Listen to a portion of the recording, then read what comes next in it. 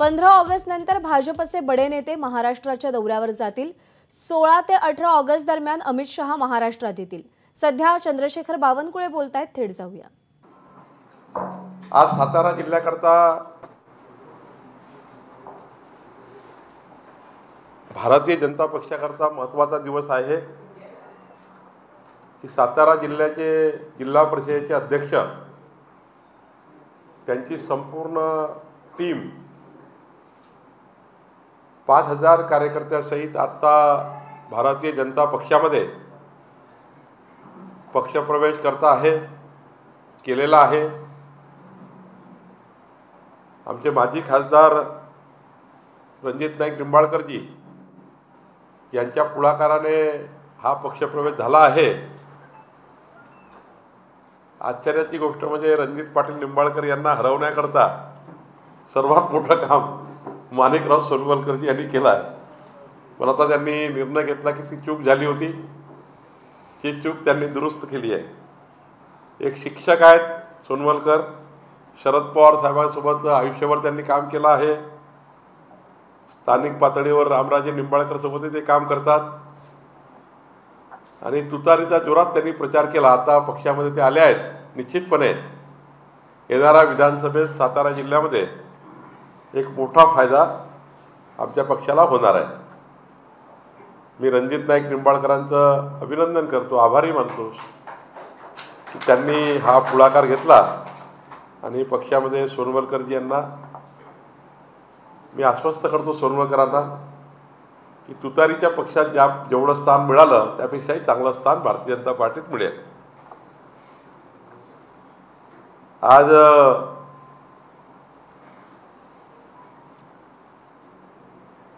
महाराष्ट्र भारतीय जनता पार्टीच्या महिला मोर्चा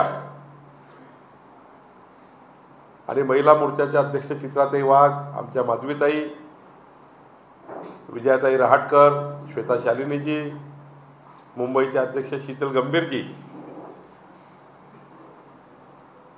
यांनी निर्णय घेतला मुख्यमंत्री माझी लाडली बहिणा योजनेमध्ये आणि महाराष्ट्रामध्ये माननीय देवेंद्र फडणवीसजी यांच्यावर भावासारखं श्रद्धा असणाऱ्या, ज्यांनी भावासारखं या महाराष्ट्राला सहवास दिला, छाया दिली, असे देवेंद्र फडणवीसजी यांना महाराष्ट्रातल्या 25 लाख महिला रक्षाबंधनाची राखी पाठवणार आहेत। प्रत्येक बूथवरनं 50-100 आमच्या बहिणी महिला मोर्चाच्या माध्यमातून 25 लाख राखी रक्षाबंधनाच्या दिवशी देवेंद्रजीला पाठवतील। 18 तारखेला आमच्या काही बहिणींनी निर्णय घेतला की देवेंद्रजींना मुंबईमध्ये येऊन मुख्यमंत्री लाडली बहीण योजनेमध्ये एक मोठा आणि ऐतिहासिक निर्णय महाराष्ट्राच्या दृष्टीने ज्या सरकारने घेतला, एकनाथ शिंदे सरकारने, तर या एकनाथ शिंदे सरकारच्या निर्णयांचं, अजितदादा आणि देवेंद्र यांच्या निर्णयाचं अंतःकरणातून स्वागत आमच्या महिला भगिनींनी केलं आणि त्यामुळं रक्षाबंधनाला मुख्यमंत्री एकनाथ शिंदेजी 17 तारखेला या योजनेचे हप्ते पाठवणार आहे।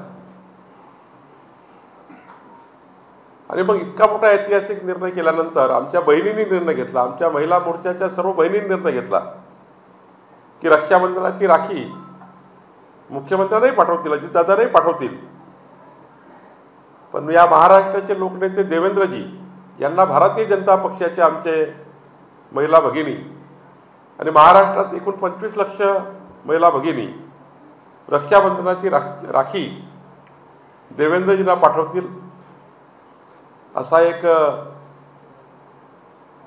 अंतःकरणातून तयार झालेली ही भावना रक्षाबंधनाच्या माध्यमातून व्यक्त करण्याचा निर्णय हा झालेला आहे. मी महिला मोर्चाच्या आमच्या टीमचं, आमच्या चित्राताई वाघ आणि संपूर्ण टीमचं, खास करून विजयाताई रहाटकरजी आज काल होत्या बैठकीला, त्यासुद्धा या टीमचं मी स्वागत करतो की त्यांनी हा मोठा निर्णय घेतला. या ठिकाणी या योजनेमध्ये परवा उद्धव ठाकरे यांनी या योजनेला गलिच्छ पद्धतीने त्यांच्या बोलण्यातनं महिलांना भीक घालता का, भिकारी समजतात का वगैरे वगैरे अत्यंत वाईट पद्धतीने राजकीय हेतूने या योजनेला गालबोट लावण्याचं काम केलं. खरं तर काँग्रेसच्या राज्यामध्ये कर्नाटक आहे, हिमाचल आहे, या राज्यामध्ये खोटारडेपणा केला. उद्धव ठाकरे ज्या काँग्रेससोबत आहे त्या काँग्रेसने खोटारडेपणा केला. गृहलक्ष्मी सारख्या योजना जाहीर केल्या. निवडणूक झाली की योजना बंद. भारतीय जनता पार्टीचे किंवा अलायन्सच्या सरकारमध्ये ज्या ज्या ठिकाणी योजना जाहीर झाल्या, मग मध्य प्रदेश असेल, 10 वर्षापासून मध्य प्रदेशमध्ये शिवराज सिंग चौहानजी यांनी ही योजना यशस्वीपणे पूर्ण केली आणि सुरू आहे. तर उद्धव ठाकरेंना एवढंच सांगायचं आहे, लबाड काँग्रेस पार्टीसोबत तुम्ही या, म्हणून तुम्हाला लबाडी दिसत आहे. आमचे महायुतीचं सरकार हे भारतीय जनता पार्टी आणि अलायन्सचं सरकार आहे. इथे लबाडी नाही आहे. आणि त्यामुळं काँग्रेस पार्टीचे लोक हायकोर्टमध्ये गेले योजना बंद पाडण्याकरता. लाडली बहिणा योजना बंद पाडण्याकरता काँग्रेस पार्टी हायकोर्टात गेली. उच्च न्यायालयाने त्यांना बाजूला केलं, योजना सुरू ठेवली. एकीकडे योजना बंद पाडण्याकरता करायचं, दुसरीकडे योजनेला गालबोट ठेवायचं, आणि तिसरीकडे या योजनेची किंमत काय ते म्हणतात 1,500 रुपये महिना आहे. उद्धव ठाकरेजी 1,500 रुपये महिना वर्षभरात 18,000 होतात. आणि 18,000 किमान 3,000 रुपये जरी आमच्या लाडल्या बहिणींनी इन्शुरन्सला टाकले, कुठल्या इन्शुरन्स गव्हर्नमेंट कंपनीला, तर त्या पूर्ण परिवाराचं शिक्षण, आरोग्य, त्या संपूर्ण जीवांचं रक्षण 3,000 रुपये महिन्यानी या देशामध्ये होऊ शकतं. त्या पूर्ण परिवाराला सिक्युरिटी मिळू शकतं केवळ 3,000 रुपयात वार्षिक. 3,000 रुपये त्या परिवाराचं संपूर्ण जीवन बदलू शकतं 15,000 मधले. आणि त्यामुळं श्रीमंताच्या, करोडपत्याच्या घरी ज्यांनी जन्म घेतले आहेत त्या महाराष्ट्रातल्या लोकांना याची योजनेचं गांभीर्य कळणार नाही. पण ज्या आमच्या बहिणीच्या घरी 18,000 रुपये जाणार आहे वर्षाचे, 2 जर आमच्या बहिणी असतील तर 36,000 रुपये जाणार. त्या ठिकाणी 36,000 रुपये भेटल्यानंतर त्या परिवाराला एक आर्थिक स्थैर्य देण्याचं काम एकनाथ शिंदे सरकारने केलं, देवेंद्रजी अजित पवारजींनी केलं आहे. त्यामुळं राजकीय भीती, विधानमंडळसभेमध्ये पराभव होईल भीती, ही या ठिकाणी उद्धव ठाकरेला व्हायला लागली आहे. आणि त्यामुळं त्यांना हे माहिती आहे की पूर्ण वर्षाचं बजेट केलं त्यानंतर हे सरकार चालू ठेवणारा योजना. त्यामुळे ही योजना कायमस्वरूपी आहे. जोपर्यंत महायुतीचं सरकार या महाराष्ट्रात आहे तोपर्यंत ही योजना चालू राहणार आहे. मी भारतीय जनता पार्टीच्या संपूर्ण कार्यकर्त्याच्या वतीने यशस्वी योजना महायुतीने केल्याबद्दल पुन्हा अभिनंदन करतो. रक्षाबंधनाच्या शुभेच्छा देतो. रक्षाबंधनाला महिला मोर्चाने जो कार्यक्रम आयोजित केला, 25 लाख महिला देवेंद्रजींना राखी पाठवणार, या योजनेचे अभिनंदन करतो. दुसरं, राज्यातल्या 42 लाख शेतकऱ्यांना देवेंद्रजींनी आणि एकनाथ शिंदे सरकारने मोफत वीज देण्याचा निर्णय घेतला. 42 लक्ष शेतकरी, ज्या शेतकऱ्याला विजेचं बिल भरावं लागत होतं ते शेतकरी आता या निर्णयाने खूप समाधानी झाले आहे. मी सुद्धा या खात्याचा मंत्री होतो, पण या निर्णयाने प्रचंड मोठा GDP मध्ये लोकांच्या इरिगेशनवर फरक पडणार आहे. आणि त्यामुळे मला असं वाटतं की शेतकऱ्याला वीज बिल माफ करण्याच्या एक ऐतिहासिक निर्णयाला सुद्धा महाराष्ट्र भारतीय जनता पार्टीतर्फे आम्ही अभिनंदन करतो आहे. पुढच्या काळामध्ये महायुतीचं सरकार हे जनता पुढे नेईल. एक मात्र पक्का आहे, ज्या पद्धतीने उद्धव ठाकरे आणि काँग्रेस पार्टी योजनेला गालबोट लावण्याचा प्रयत्न करत आहे. जेव्हा जेव्हा महाविकास आघाडीचं सरकार आलं तेव्हा तेव्हा योजना बंद पडल्या. उद्धव ठाकरे मुख्यमंत्री झाले, 2.5 वर्ष केंद्रातल्या योजना बंद पडल्या. 15 योजना उद्धव ठाकरेंनी बंद पाडल्या होत्या. आत्ता मात्र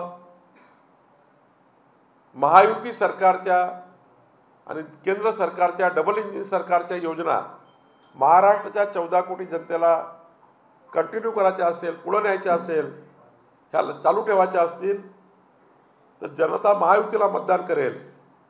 एक महाविकास आघाडीचं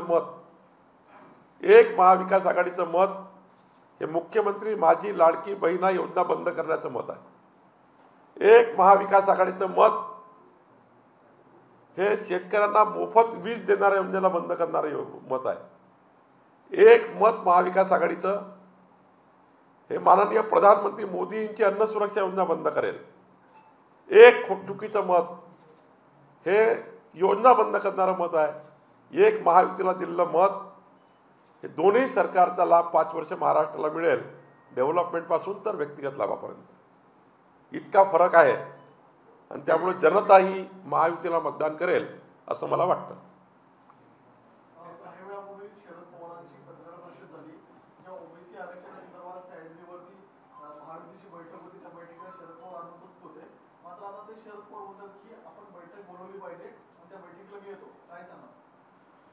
मला वाटतं माननीय मुख्यमंत्री एकनाथ शिंदेजींनी या विषयाची जेव्हा बैठक बोलवली तेव्हा महाविकास आघाडीचे नेते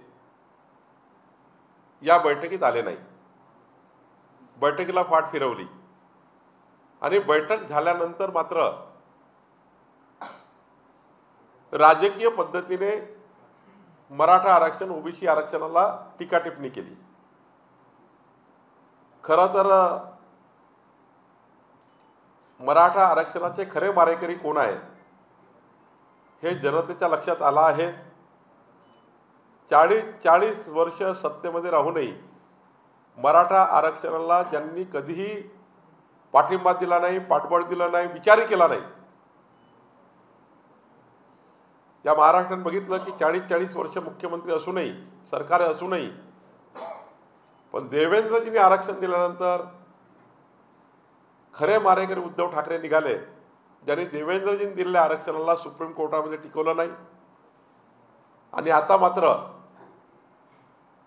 पुन्हा एकदा राजकीय षडयंत्र करून देवेंद्रजींना बदनाम करून मराठा आरक्षणाकरता जे मारेकरी आहेत ते त्या ठिकाणी षडयंत्र करतात आहे. आत्ता जर शरद पवार साहेबांनी भूमिका मांडली असेल, तुम्ही ऐकली नाही, तुम्ही सांगताय, तर ठीक आहे, मुख्यमंत्र्यांचा विचार करतील. सर्वपक्षीय निर्णय झाले पाहिजे. राज्याच्या हिताने सर्व समाजाने एकत्र आलं पाहिजे. सामाजिक कुठेही त्या ठिकाणी राज्यात अशांतता निर्माण होऊ नये याकरता सरकार पुढाकार घेईल. पण हाही प्रश्न अनुत्तरित आहे की जेव्हा तुम्ही सत्तेवर आहे, जेव्हा सत्तेवर होतात, तेव्हा तुम्ही मात्र मराठा आरक्षणाचा घात केला, ओबीसी आरक्षणाचा घात केला. 2.5 वर्ष ओबीसी आरक्षण उद्धव ठाकरेच्या काळात बंद होतं. एकीकडे मराठा आरक्षणाचा घात केला, दुसरीकडे ओबीसी आरक्षणाचा घात केला. मला वाटतं की आता शरद पवार साहेब म्हणतात त्याप्रमाणे मुख्यमंत्री काही निर्णय घेतील. दिल्लीचे अमित शहा आपल्याला राज्यामध्ये भांडण लावायचे काम करतात. आम्ही राज्य चालवायला सक्षम आहोत. राज्याचं पुढचं नेतृत्व उद्धव ठाकरे असं संजय राऊत बोलतात. संजय राऊतांचं उद्धव ठाकरेंचा फेस हा पृथ्वीराज चव्हाण, नाना पटोले, शरद पवार साहेबाला मान्य आहे का? 24 तासाच्या आत काँग्रेस आणि राष्ट्रवादी काँग्रेसने जाहीर करावं की पुढचे मुख्यमंत्री उद्धव ठाकरे त्यांना मान्य आहेत. आता त्यांनी जाहीर केला त्यांचा फेस. शिवसेनेने त्यांचा फेस, उद्धव ठाकरेंचा फेस हा उभाटाने दिला आहे उद्धव ठाकरेचा. तो यांना मान्य आहे का? जरा महाराष्ट्राच्या जनतेला कळलं पाहिजे. संजय राऊत असे म्हणाले की अमित शहा आणि फडणवीस यांनी महाराष्ट्राच्या राजकारणाचं डम्पिंग ग्राउंड केलं. महाराष्ट्रातल्या 14 कोटी जनतेपैकी जर उद्या मतदान घेतलं, या महाराष्ट्राचे राजकारण कुणी खराब केलं? महाराष्ट्राच्या राजकारणाचे असे दिवस का आले? याचा पहिल्या नंबरवर नाव येईल संजय राऊताचं आणि दुसऱ्या नंबरवर नाव येईल उद्धव ठाकरेचं. 48 तासापूर्वी मातोश्रीच्या गेटवर जे आंदोलन झालं, त्या मुस्लिम समाजाने आंदोलन केलं. संजय राऊतांचं असं म्हणणं आहे की काही भाडुत्री मुस्लिम की आमच्या मातोश्रीवर सोडण्यात आले होते, आता मुस्लिम समाज आपल्या सोबत आहे. तर मुस्लिम समाजाला भाडोत्री म्हटलं,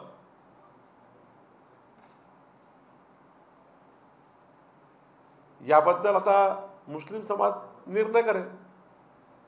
आणि मग हेही सांगितलं पाहिजे की उभाट्याच्या अभिनंदनाच्या रॅलीमध्ये पाकिस्तानचे झेंडे फडकवून, जे परभणीची रॅली असेल अभिनंदनाची लोकसभा जिंकल्यावर,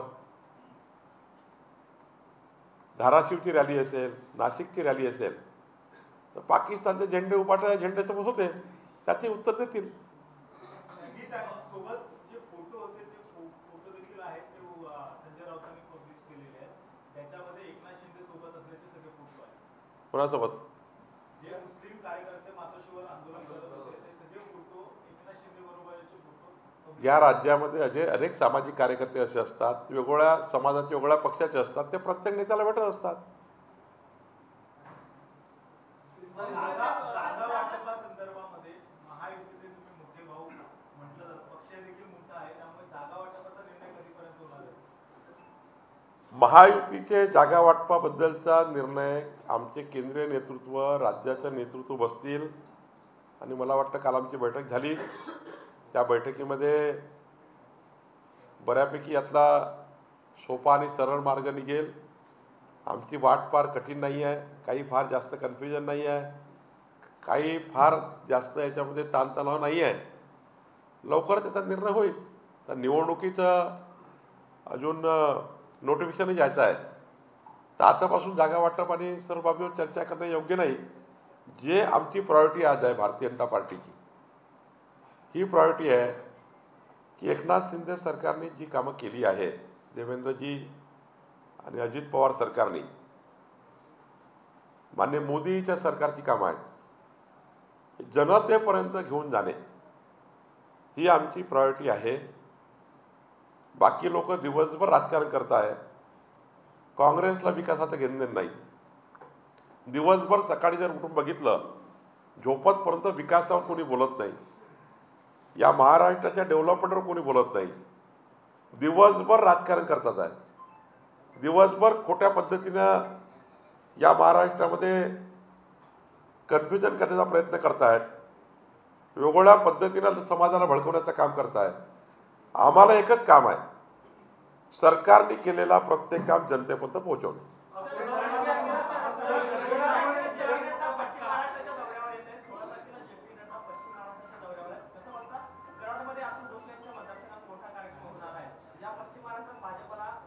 कुणाचा कार्यक्रम आहे? नाही, अजून माझ्याकडे कार्यक्रम आला नाही.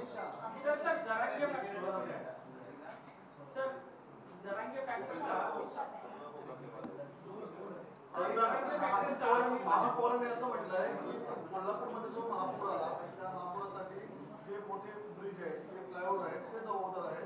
त्या ठिकाणी मोठा भराव टाकला जात आहे.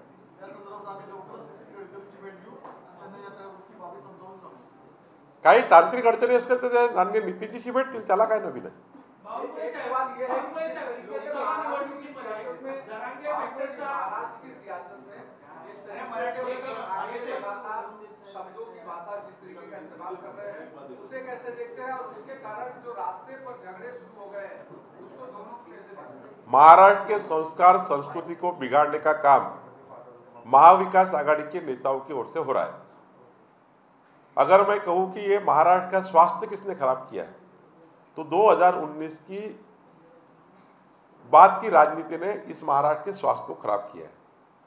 हमारा महाराष्ट्र भी ऐसा नहीं था। मैं भी 20 साल से विधानमंडल में हूँ। हमने झगड़े किए, हमने जनता के लिए सभागृह में झगड़े किए, हमने सभागृह बंद गिराए, आंदोलन भी किए। लेकिन जिस प्रकार से व्यक्तिगत रूप से इस महाराष्ट्र में राजनीति हो रही है, ये राजनीति का कोई जनक है तो उद्धव ठाकरे की पार्टी है, शरद पवार साहब की पार्टी है। दिन भर मीडिया के अंदर महाराष्ट्र को अलग अलग वर्ग को असंतोष निर्माण करने का काम ये तीनों पार्टी करती है। कांग्रेस पार्टी झूठ के आधार पर जीती है, कभी उन्होंने विकास की राजनीति नहीं की। कांग्रेस पार्टी ने झूठा बोलकर इस देश में राज चलाया, कभी विकास की राजनीति नहीं की। शरद पवार साहब 40 साल सरकार में अनेक अनेक प्रकार से थे,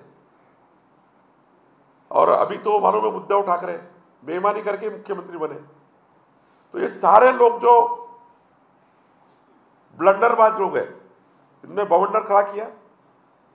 ये बंडलबाज लोगों ने महाराष्ट्र खराब किया और महाराष्ट्र में गलत बवंडर तैयार किया। महाराष्ट्र में नीचे तक झगड़े लग गए, समाज और समाजों में झगड़े हुए, जाति जाति में झगड़े हुए।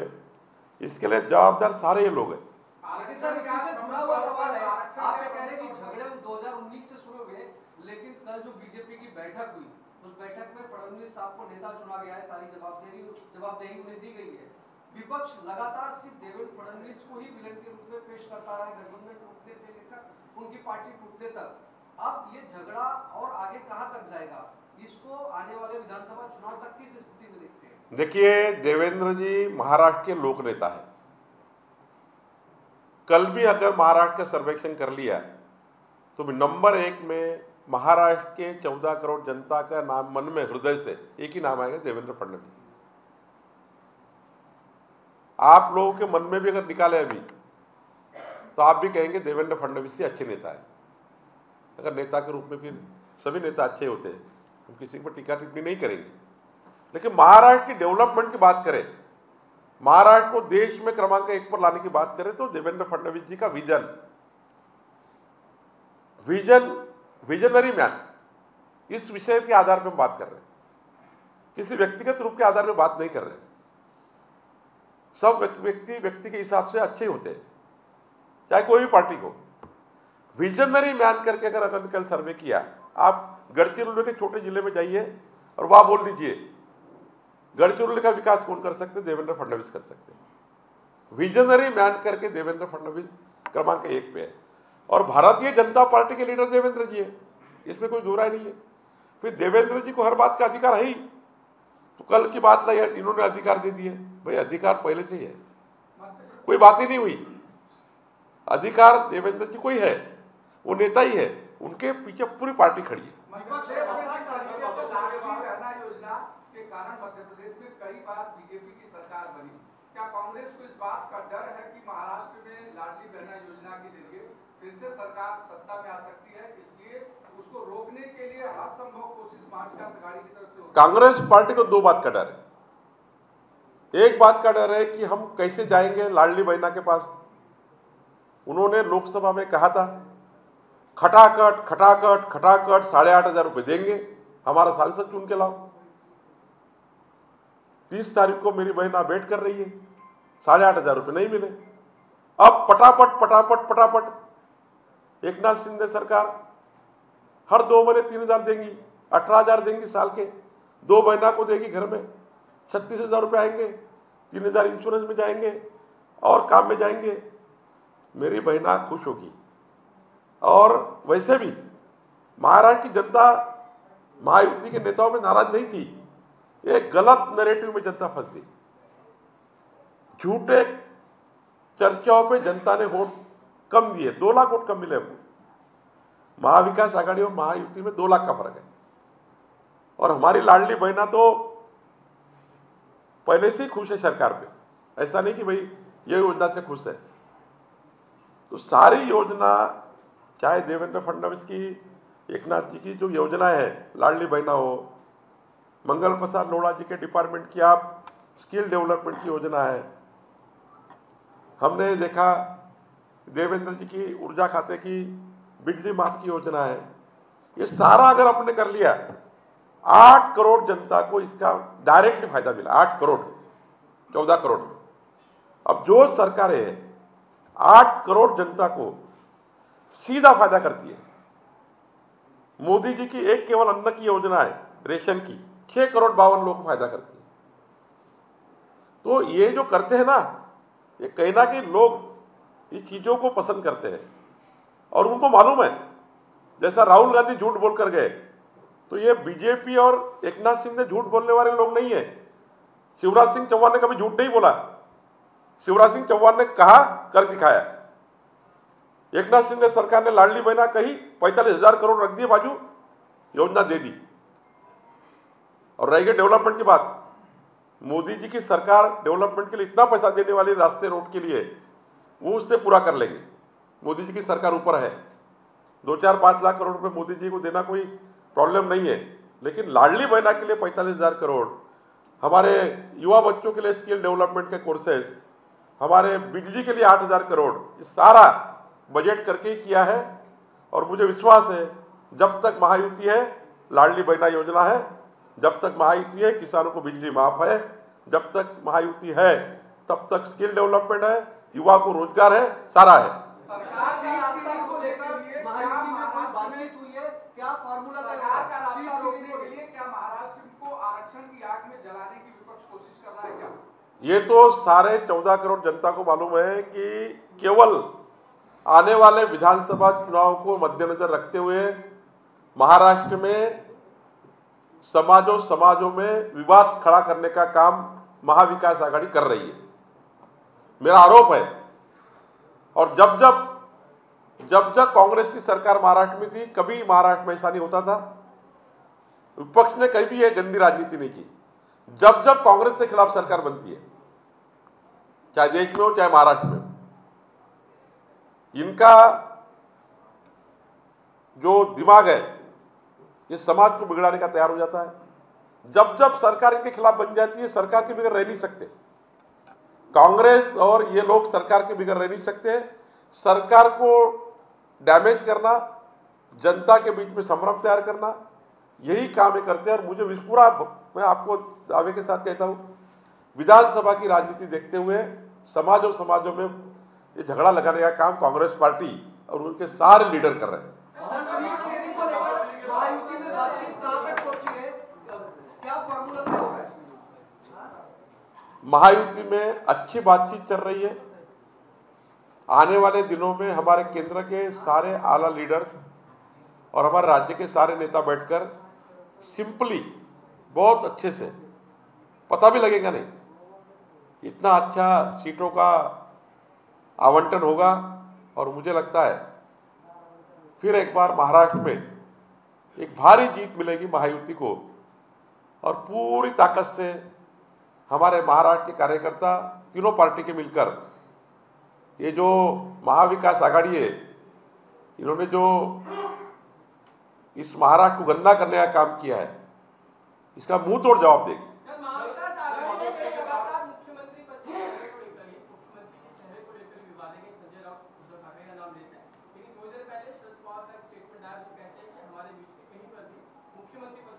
तो जाहिर करें ना शरद पवार जी, नाना पटोले आज डिक्लेयर करें कि उद्धव ठाकरे के नेतृत्व में मुख्यमंत्री होने वाले हैं उद्धव ठाकरे, उनके नेतृत्व में हम सब लड़ेंगे, उनका हम अभिनंदन करेंगे। भाई जाहिर तो करें उनको। अगर उबाठा ने कहा है कि हमारे उद्धव ठाकरे मुख्यमंत्री के फेस है, तो फेस को डिक्लेयर करें ना कांग्रेस। आज पूछिए नाना पटोले को, अभी मेरा प्रेस होने के बाद, उनको मानने है क्या उद्धव ठाकरे का फेस? शरद पवार जी को उद्धव ठाकरे का फेस मानने है क्या? जाहिर करें ना ऐसा क्लियर, हमें अगला मुख्यमंत्री उद्धव ठाकरे मानने हैं, ऐसा बोलिए ना। वक्फ बोर्ड के बिल पर जिस तरीके से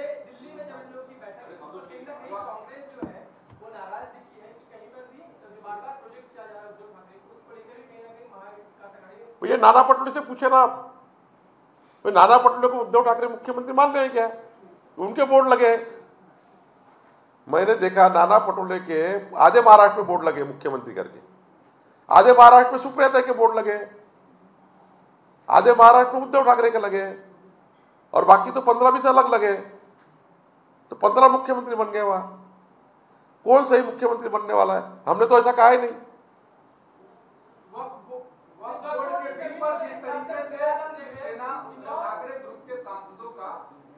संसद भवन से बाहर जाना और उसके बाद यहाँ पर प्रदर्शन करना, इन दोनों चीजों को कैसे देखते? देखिए, ये उबाठा वाले नौटंकी है। केंद्र सरकार ने जो वक्फ बोर्ड का बहुत अच्छा संशोधन लाया है, ये संशोधन ये पॉजिटिव संशोधन है। जिन्होंने वक्फ बोर्ड के नाम पे वक्फ बोर्ड के सारे संशोधनों को बाजू करके अपनी अपनी दुकानदारी की है, उस दुकानदारी को दूर कर कर सच्ची और जिनकी प्रॉपर्टी जिनकी ओरिजिनल मालकी की है, ऐसी अनेक प्रॉपर्टी मैं आपको दिखा सकता हूँ। महाराष्ट्र में हिंदू मंदिरों की प्रॉपर्टी भी वक्फ बोर्ड के नाम पे लग गई है, हिंदू मंदिरों की। इस देश के ऐसे कई समाज है, ब्राह्मण समाज है, कई समाज, ओबीसी समाज है, मागासवर्गीय समाज है, मराठा समाज है, कई लोग हैं जिनकी प्रॉपर्टी वक्फ बोर्ड में लग गई है। तो क्या ये ठीक है? कांग्रेस पार्टी ने आज तक इसमें संशोधन नहीं किया देश के हित में। तो मुझे लगता है उबाटा को एक तरफ मतों की लालच में, उद्धव ठाकरे के लोग मतों की लालच में वक्फ बोर्ड को इस कायदे का सपोर्ट कर रही है। अब जॉइंट सिलेक्शन कमेटी को चलाया गया है, दूध का दूध फैसला हो जाएगा। अपोजिशन के लोग भी उसमें हैं जॉइंट सिलेक्शन कमेटी में। तो मुझे लगता है मतों की राजनीति में उबाठा और उद्धव ठाकरे वक्फ बोर्ड के कायदे का विरोध करें। महाराष्ट्र में अब तक आरोप प्रत्यारोप की राजनीति देखी जा रही थी, लेकिन इन दिनों पिछले 4 दिनों से एक नई चीज सामने आई है कि किसी नेता पे सुपारी फेंका जा रहा है, किसी पे नारियल फोड़ा जा रहा है, गोबर तक फेंका जा रहा है। यहाँ तक कि मातोश्री के बाहर जो लोग आंदोलन करने आए थे, तो 5 से 6 लोगों के जो फोटो थे नाम के साथ, और संजय राउत ने जारी किया है, वो उनका फोटो मुख्यमंत्री के साथ है, उनकी मिसेज के साथ है, और फिर नरेश के सांसद बने उनके साथ भी है। देखिए, महाराष्ट्र के सामाजिक स्वास्थ्य को देखते हुए, महाराष्ट्र की राजनीति को देखते हुए, ना सुपारी फेंकना गलत है, सुपारी फेंकना ये गलत है, बाद में जो हुआ वो भी गलत है। कोई भी नेता के साथ, कोई भी पार्टी के नेता के साथ इस प्रकार की घटनाएं महाराष्ट्र के लिए अच्छी नहीं है। सभी को घूमना पड़ता है। किसी ने ये किया करके उसने वो किया, उसने वो किया करके इसने ये किया। महाराष्ट्र में देश में क्रमांक 1 है महाराष्ट्र का राजनीति के लिए। उसको बिगाड़ा जा रहा है, राजनीति के लिए बिगाड़ा जा रहा है। मैं सभी पार्टियों के सभी नेताओं से, सभी कार्यकर्ताओं से विनती करता हूँ, बीजेपी के साथ सारे कार्यकर्ता, सारे पार्टी के, कि हमें ऐसा कोई भी कदम नहीं उठाना चाहिए, ऐसा कोई भी आंदोलन ना हो जिसमें व्यक्तिगत रूप से किसी व्यक्ति को डैमेज करे।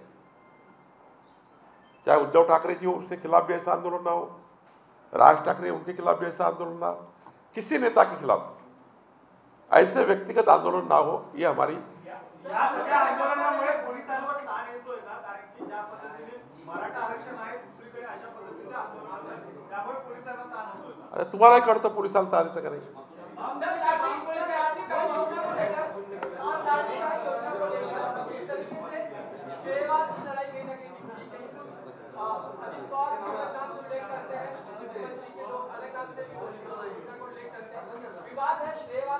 कोई श्रेयवाद नहीं है। लाडली मुख्यमंत्री माझी लाडली बहना योजना में सारी पार्टियां, मुख्यमंत्री लाडली बहना के लिए सारी हमारे अजित पवार की पार्टी हो, एकनाथ शिंदे जी की पार्टी हो, हमारी पार्टी हो, जितना प्रचार करेंगी इसका फायदा आखिरी मेरी बहना को होगा। कहीं तो उबाटा ने बोर्ड लगाए, कहीं तो कांग्रेस ने बोर्ड लगाए, कहीं तो कांग्रेस पार्टी ने बोर्ड लगाए, कहीं राष्ट्रवादी वालों ने बोर्ड लगाए। तो कुल मिलाकर चाहे वोट कोई भी लगाए, कोई श्रेयवाद नहीं है। आखिरी सबका उद्देश्य है हमारी लाडली बहना के तब योजना पहुंचे। कोई छूट गई होंगी फॉर्म भरने से, उनका भी एनरोलमेंट इस माध्यम से हो जाए।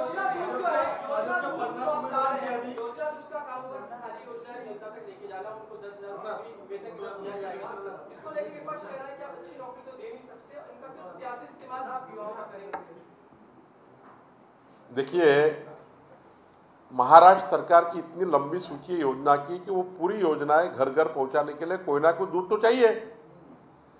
तो ये अच्छा योजना दूत बनाया मुख्यमंत्री जी ने।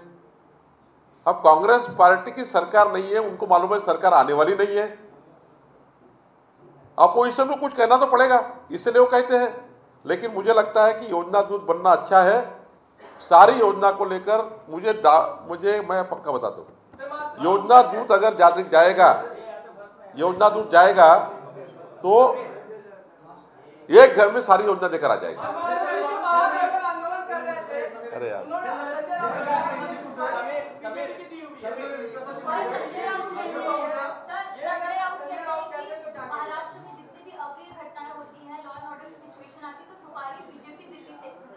संजय राऊत के बारे में हमारे नीतीश राणे जी बोलेंगे।